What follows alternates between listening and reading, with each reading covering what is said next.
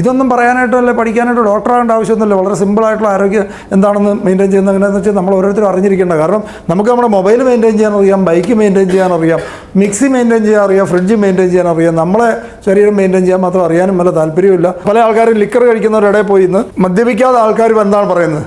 ഞാൻ മദ്യപിക്കുകയല്ലോ കേട്ടോ, ഞാൻ വല്ലോ തംസപ്പോ ഇതുവെല്ലാം കുടിച്ചോളാം എന്ന് പറയും അല്ലേ? അങ്ങനെയല്ല മിക്കവാറും മദ്യപിക്കുന്നവരുടെ ഇരിക്കുന്ന കൂട്ടുകാരുടെ അവസ്ഥ. വല്ലാത്ത അവസ്ഥയാണ്. ഈ തംസപ്പ് കുടിക്കുന്നതിനേക്കാൾ സേഫ് മദ്യം കുടിക്കുന്നത്. ഞാൻ മദ്യത്തിനെ പ്രൊമോട്ട് ചെയ്യാൻ വേണ്ടി പറയുന്നതല്ല, ഇതാണ് റിയാലിറ്റി, ഇതാണ് സത്യം. നല്ലതാണെങ്കിൽ കേട്ടോ, നല്ല ക്വാളിറ്റി ആണെങ്കിൽ. പിന്നെ ഫുഡിൻ്റെ കാര്യത്തിൽ എഗ്ഗുമായിട്ട് ബന്ധപ്പെട്ടും ഒക്കെ പറയുന്നതിന് ചില ആൾക്കാർ ഇത് മുട്ട പണ്ട് കഴിക്കരുത്. ശരിയാണ്, നമുക്ക് ഒത്തിരി വിഷമത്തോടെ നമ്മൾ പറയുന്നത്. ഇഷ്ടംപോലെ മുട്ട നമ്മൾ കളഞ്ഞിട്ടുണ്ട്.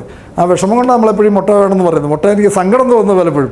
മുട്ടയും ബട്ടറൊക്കെ എന്തുമാത്രം കളഞ്ഞിട്ടുണ്ടെന്ന് അറിയാം. അതായത് പേടിച്ച് എന്തുകൊണ്ടാണെന്ന് വെച്ചാൽ കൊളസ്ട്രോൾ ഉള്ള സാധനം കഴിക്കുന്നതാണ് നമുക്ക് ശരീരത്തിൽ കൊളസ്ട്രോൾ വരുന്നതെന്നുള്ളതാണ് നമ്മുടെ എല്ലാവരുടെയും വിശ്വാസം. അങ്ങനെയായിരുന്നു വിശ്വാസം. നമ്മൾ കഴിക്കുന്ന സാധനങ്ങളിൽ നിന്നുള്ള കൊളസ്ട്രോൾ വളരെ അപകടകാരിയല്ല. ഒരു 25% 30% താഴെ മാത്രമേ നമ്മൾ കഴിക്കുന്ന ആഹാരത്തിലുള്ള കൊളസ്ട്രോൾ നമ്മുടെ ശരീരം എടുക്കുകയുള്ളൂ.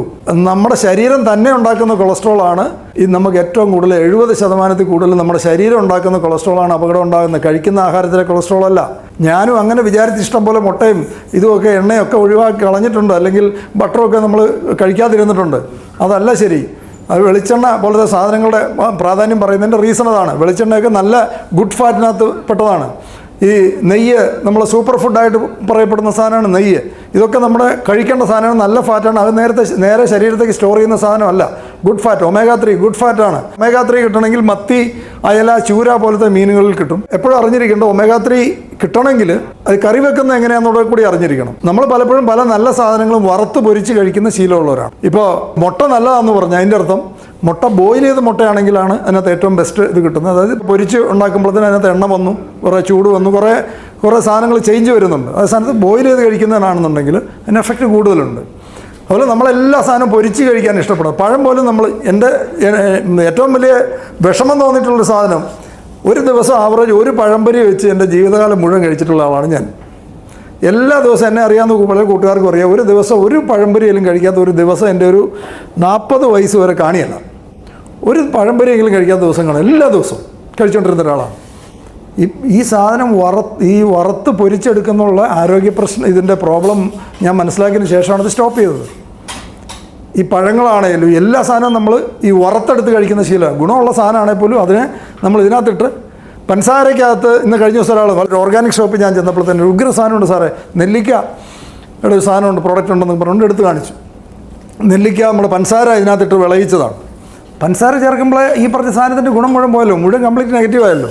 പഞ്ചസാര ഷുഗർ ചേർക്കുന്നതോട് കംപ്ലീറ്റ് അത് നെഗറ്റീവായിട്ട് ഒരു അൺഹെൽത്തി സാധനമായി മാറുവാണ്. നമ്മൾ അതായത് അമൃതത്തിനകത്ത് വിഷം ചേർത്തെന്ന് പറയുന്നതിലത്തെ ഒരു എക്സാമ്പിൾ പറയാൻ പറ്റും.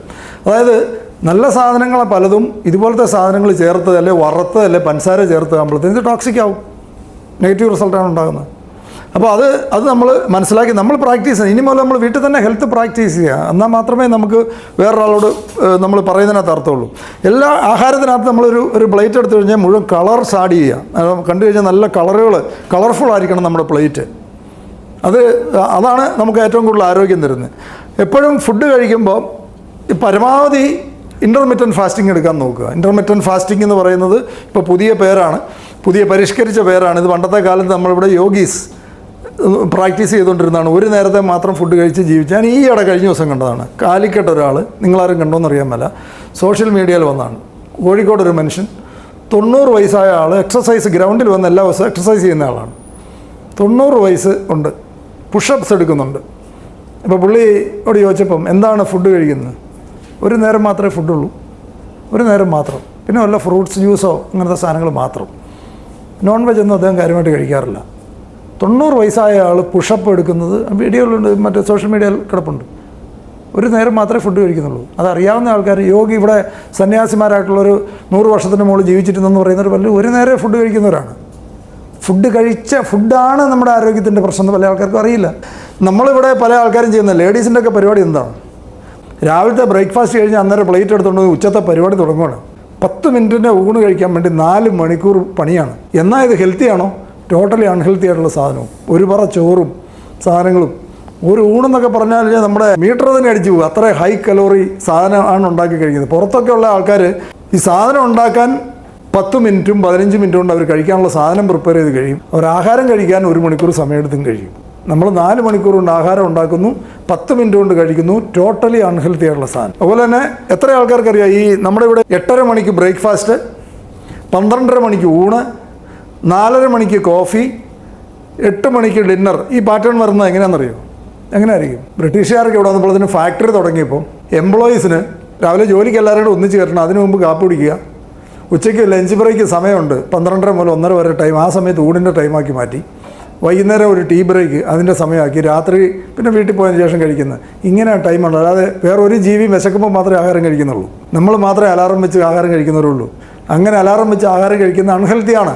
ഇതാണ് ഇവിടെ ഇത്രമാത്രം രോഗികളുണ്ടാകുന്നതിൻ്റെ കാരണം. അതായത് ഏറ്റവും ബെസ്റ്റ് എന്ന് പറയുന്നത് റെസ്റ്റ് കൊടുക്കുക. നമ്മളിത് ചുമ്മാ നോൺ സ്റ്റോപ്പായിട്ട് വർക്ക് ചെയ്തുകൊണ്ടിരിക്കില്ലേ. ഇതിൻ്റെ ഒത്തിരി റിപ്പയർ വർക്ക് ചെയ്യുന്ന എപ്പോഴാണ് റിപ്പയർ വർക്ക് ചെയ്യാൻ പറ്റുക?